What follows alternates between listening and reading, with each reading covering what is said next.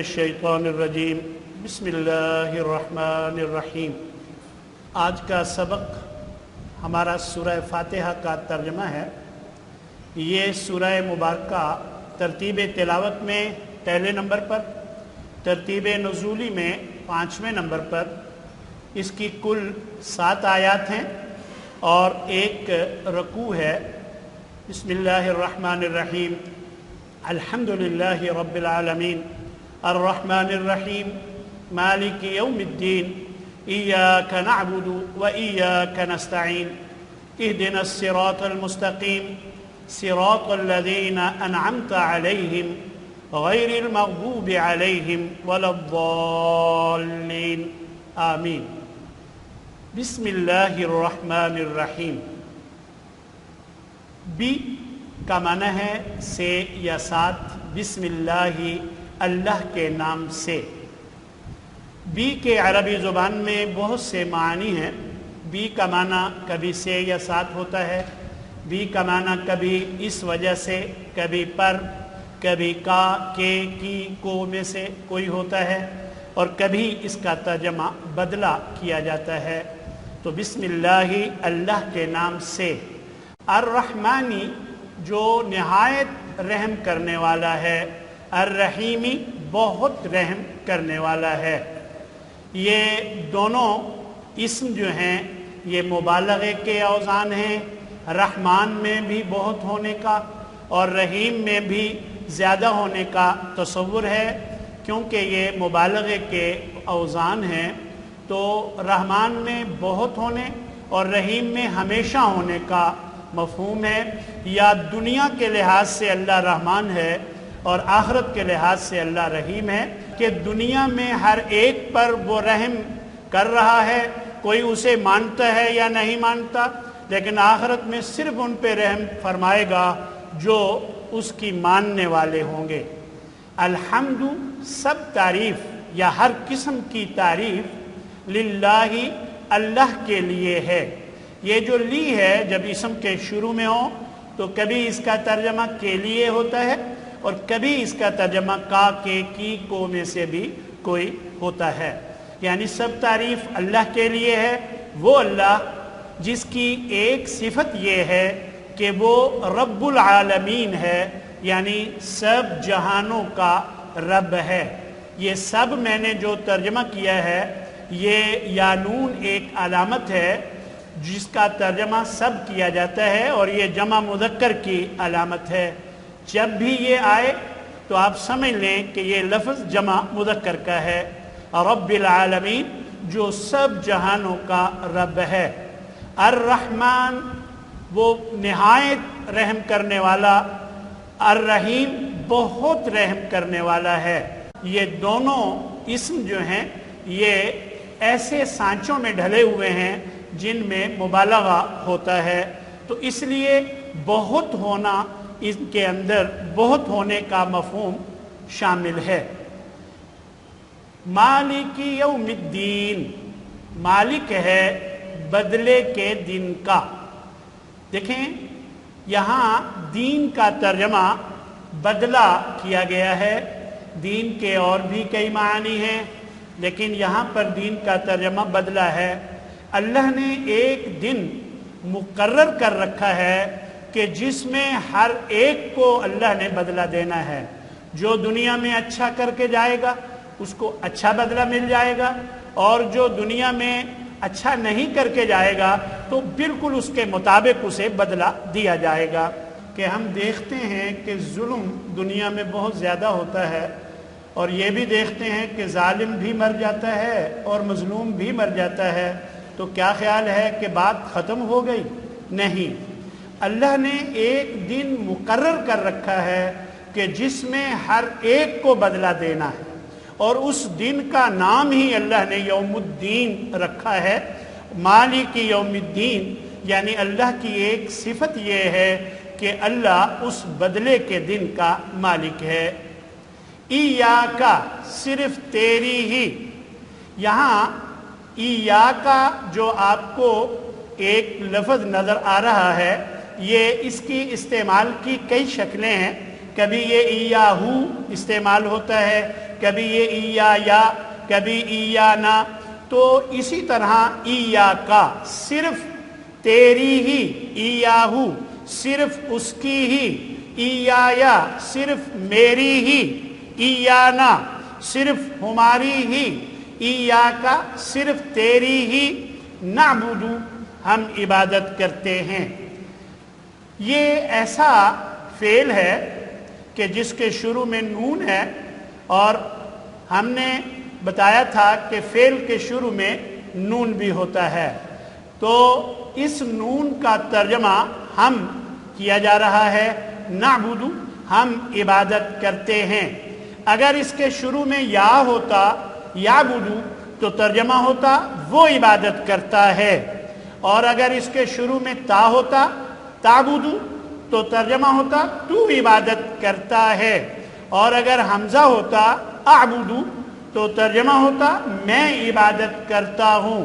یہاں نون ہے نعبدو ہم عبادت کرتے ہیں. کیونکہ اس میں دو زمانے ہیں تو ہم یوں کہہ سکتے ہیں ہم عبادت کرتے بھی ہیں اور کرتے بھی رہیں گے. وَإِيَّاكَ اور صرف تجھ ہی سے، نستعین ہم مدد مانگتے ہیں. یہ ہم میں نے کس کا ترجمہ کیا؟ یہ ہم میں نے نون کا ترجمہ کیا ہے. اور یہاں ایک اور علامت بھی استعمال ہوئی ہے، اور وہ ہے حمزہ، سین اور تا. جب بھی کسی فعل کے شروع میں یہ علامت آتی ہے، اس فعل میں کسی کام کے طلب کرنے کا معنی اور مفہوم شامل ہو جاتا ہے. مثلا غفارا اس نے بخشا، اور استغفارا اس نے بخشش مانگی. ناصارا اس نے مدد کی، اور استنصارا اس نے مدد طلب کی.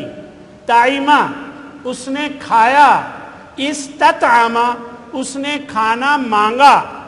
تو اس طرح حمزہ سین تا جب بھی کسی فعل کے شروع میں آئے تو اس فعل میں طلب کرنے کا مفہوم ہوتا ہے.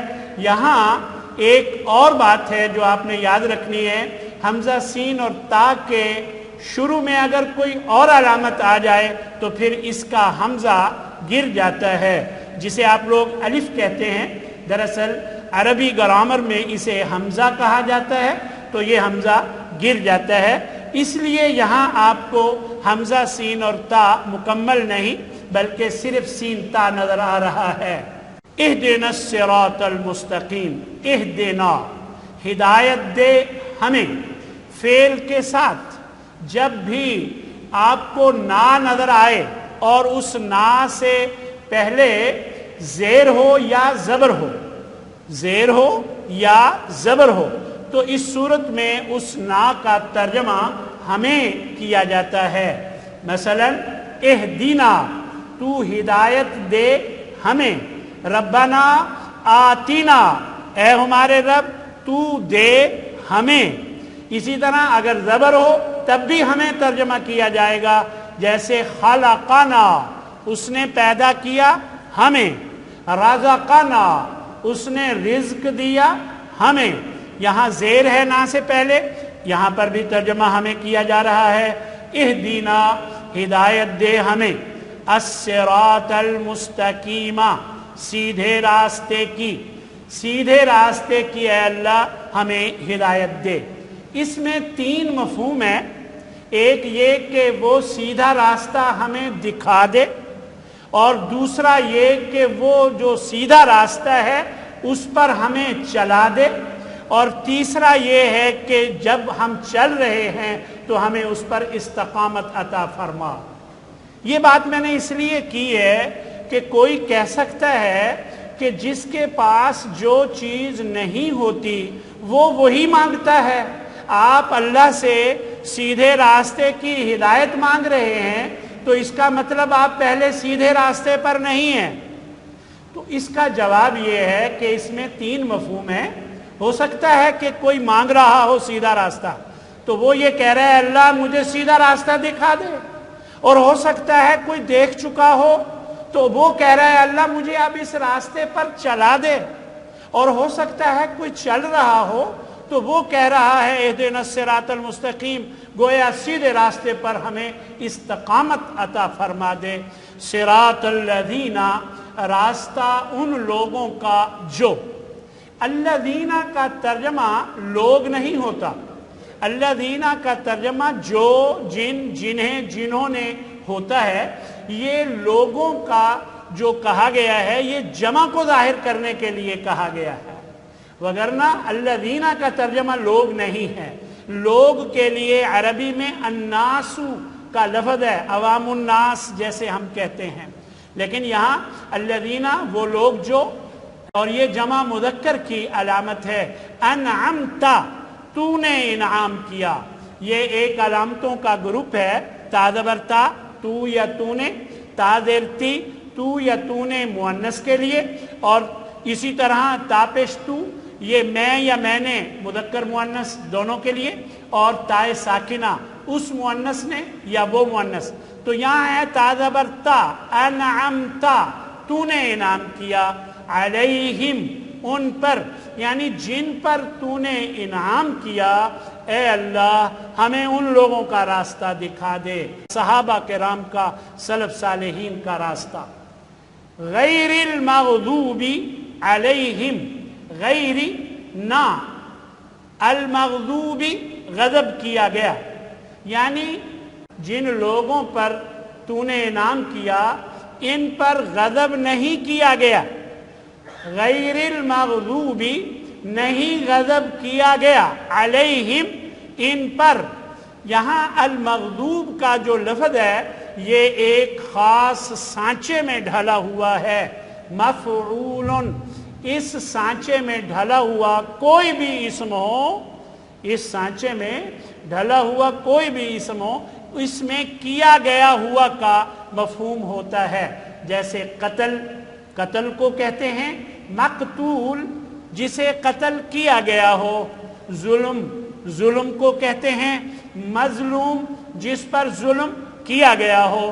غضب، غصے کو کہتے ہیں مغضوب، جس پر غصہ، جس پر غضب کیا گیا ہو۔ تو اس طرح غیر المغضوبی، یعنی یہ ایسے نہیں ہیں کہ ان پر غضب کیا گیا ہو۔ کون سے لوگ؟ جن پر انعام ہوا، تیرا انعام ہوا، یہ لوگ ایسے نہیں ہیں کہ ان پر غضب کیا گیا ہو۔ وَلَا الضَّالِّينَ، اور نہ گمراہوں کا راستہ۔ یہاں پر میں آپ کو ایک بات واضح کرنا چاہوں گا، وہ یہ ہے کہ غیر المغضوب علیہم اور وَلَا الضَّالِّينَ کے دو طرح سے ترجمے کیے جاتے ہیں۔ جو پرانا ترجمہ آج تک ہم پڑھتے سنتے آئے تھے وہ یہ ترجمہ تھا، وہ بھی سن لیجئے، کہ راستہ ان لوگوں کا جن پر تو نے انعام کیا، نہ کہ ان لوگوں کا راستہ جن پر غضب کیا گیا، جیسا کہ یہودیوں پر اللہ کا غضب ہوا، ان کا راستہ نہیں، اور وَلَا الضَّالِّينَ، اور نہ گمراہوں کا راستہ۔ یہ ایک ترجمہ ہے جو اس سے پہلے ہم کرتے آئے تھے، لیکن گرامر کے لحاظ سے یہ جو ترجمہ میں اب آپ کو بتانے لگا ہوں یہ زیادہ درست اور صحیح ہے کہ غیر المغضوب علیہم، یہ لوگ جن پر تو نے انعام کیا ہے نہ تو ان پر غضب کیا گیا ہے جیسے یہودیوں پر غضب کیا گیا، وَلَا الضَّالِّينَ، اور نہ یہ گمراہ ہوئے جیسا کہ عیسائی گمراہ ہو گئے۔ تو یا ضالین میں جو علامت ہے یا نون، یہ جمع مذکر کی علامت ہے، یعنی یہ جمع مذکر کا لفظ ہے۔ تو اب آخر میں دیکھیے، قرآن مجید کے الفاظ تین قسم کے ہیں۔ 65% وہ الفاظ ہیں جو ہم ہر روز اپنی زبان میں تھوڑے سے فرق کے ساتھ یا بالکل ویسے استعمال کرتے ہیں، اور یہ کالے رنگ میں ہم نے اپنے پاروں میں دیے ہیں، اپنے ترجمے میں انہیں کالا رنگ دیا ہے جو اردو میں استعمال ہوتے ہیں، اور یہ 65% تقریباً الفاظ ہیں، اور 20% الفاظ ہیں جو بار بار استعمال ہو کر یاد ہو جاتے ہیں، اور یہ تقریباً 20% الفاظ ہیں اور انہیں نیلا رنگ دیا گیا ہے، کثرت استعمال سے ہی یہ یاد ہو جاتے ہیں، اور 15% وہ الفاظ ہیں جو خالص عربی زبان کے ہیں جنہیں ہمیں خاص طور پر یاد رکھنے کی ضرورت ہے۔ معلوم ہوا 85% کا کوئی مسئلہ نہیں، 65% الفاظ ہم اردو میں استعمال کرتے ہیں، اور 20% جو بار بار استعمال ہو کر قرآنی الفاظ یاد ہو جاتے ہیں۔ 85% کا تو مسئلہ ہی حل ہے، صرف 15% الفاظ اگر یاد کر لیے جائیں تو قرآن مجید کا ترجمہ بآسانی سمجھا جا سکتا ہے۔ تو آپ دیکھیے گا، یہ میں اب ثابت کروں گا آپ کے سامنے۔ دیکھیے بسم میں بی جو ہے یہ ہم اردو میں استعمال کرتے ہیں، بالکل، بالمقابل، بالواسطہ، یہ ہم اردو میں استعمال کرتے ہیں۔ اسم گرامی، اسم شریف، یہ بھی ہم اردو میں استعمال کرتے ہیں۔ رحمان، رحم، رحیم، رحمت، رحم، یہ سب الفاظ ہم اردو میں استعمال کرتے ہیں۔ حمد باری تعالیٰ، یہ بھی ہم اردو میں استعمال کرتے ہیں۔ للہ میں جو لی ہے ہم کہتے ہیں لہذا، اس لیے، کیوں جی کہتے ہیں کہ نہیں؟ لہذا، اس لیے، تو یہ لی بھی ہم اردو میں استعمال کرتے ہیں۔ لفظ اللہ بھی ہم اردو میں استعمال کرتے ہیں، رب کا لفظ بھی اردو میں استعمال ہوتا ہے۔ عالم برزخ، عالم عقبہ، عالم کفر آج کل عالم اسلام کے پیچھے پڑا ہوا ہے، یہ الفاظ ہم عموماً اردو میں استعمال ہوتے دیکھتے اور سنتے ہیں۔ تو الرحمن، الرحیم میں نے ابھی بتایا، مالک یوم الدین، مالک کا لفظ بھی ہم کہتے ہیں اللہ مالک ہے، مالک مکان، مالک دکان، یہ الفاظ ہم اردو میں استعمال کرتے ہیں۔ یوم کا لفظ بھی اردو میں استعمال ہوتا ہے، یوم تکبیر، یوم آزادی، 4 یوم کی رخصت عنایت فرمائی جائے، ہم اردو میں یہ استعمال کرتے ہیں۔ ہاں، دین کا لفظ یہ ہمارے لیے نیا ہے، استعمال کرتے ہیں، لیکن جن معنوں میں یہاں استعمال ہو رہا ہے وہ ہم استعمال نہیں کرتے، لہذا اچھی طرح یاد کر لیں جی۔ اس کا کیا ترجمہ ہے؟ جی اس کا ترجمہ ہے بدلہ۔ کیا ترجمہ ہے؟ تو گویا آج کے سبق میں یہ نیا لفظ ہے بدلہ، اسے یاد کر لیں۔ باقی الفاظ یا اردو میں استعمال ہوتے ہیں یا بار بار استعمال ہو کر یاد ہو جائیں گے۔ دیکھیے ایاکا اور نا یہاں پر آپ کو نظر آ رہا ہے، ایاکا 2 دفعہ اور نا یہ بار بار استعمال ہو کر یاد ہو جائے گا۔ باقی دیکھیں نعبدو، عبادت، عابد، معبود، یہ ہم اردو میں استعمال کرتے ہیں۔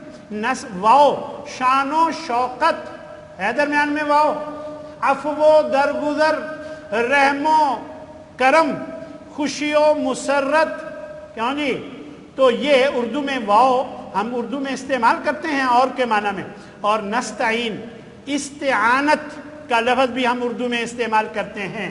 دیکھیں یہ الگ بات ہے ہماری اردو کمزور ہو، آپ اردو ٹو اردو لغت اٹھا کر دیکھ لیں، اس میں آپ کو استعانت کا لفظ مدد مانگنا لکھا ہوا مل جائے گا۔ تو معلوم ہوا جب اردو ٹو اردو لغت میں یہ لفظ موجود ہے تو پھر اردو میں استعمال ہوتا ہے نا۔ ہماری اردو کمزور ہو تو یہ ہمارا مسئلہ ہے۔ تو دیکھیے اہدنا، ہدایت، ہادی برحق، یہ ہم اردو میں استعمال کرتے ہیں۔ اور الصراط، پل صراط، کیوں جی کہتے ہیں کہ نہیں پل صراط، ہم استعمال کرتے ہیں۔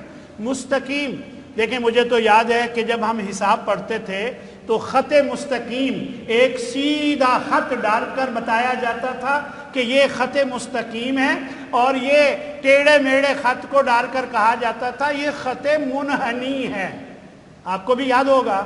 تو اس طرح یہ خط مستقیم یعنی سیدھے خط کو کہتے ہیں، تو یہ اردو میں ہم استعمال کرتے ہیں۔ تو اس طرح الصراط میں نے ابھی بتایا، پل صراط، تو انعمتا، یہ الذین بار بار استعمال ہو کر یاد ہو جائے گا۔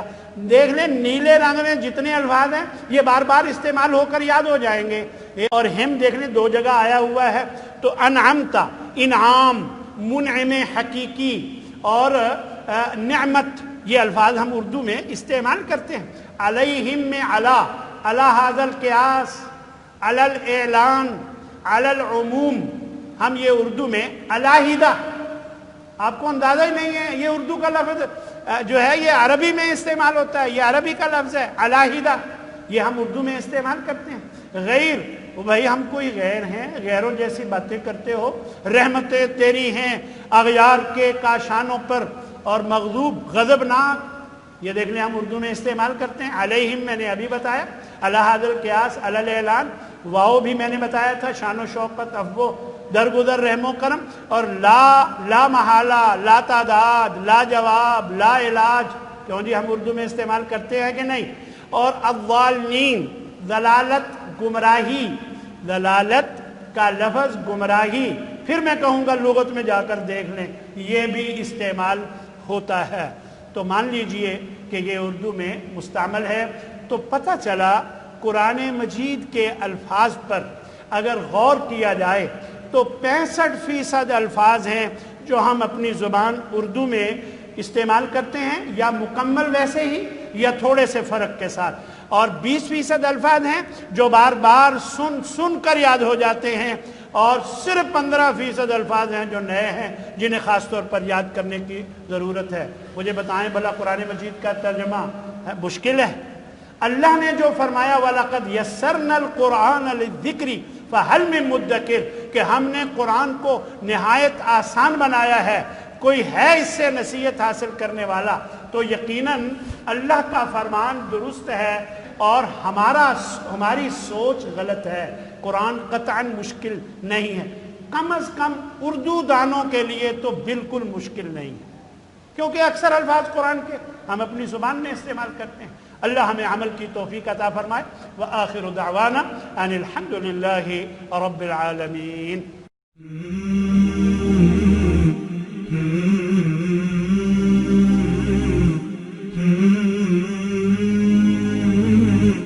Mm-hmm.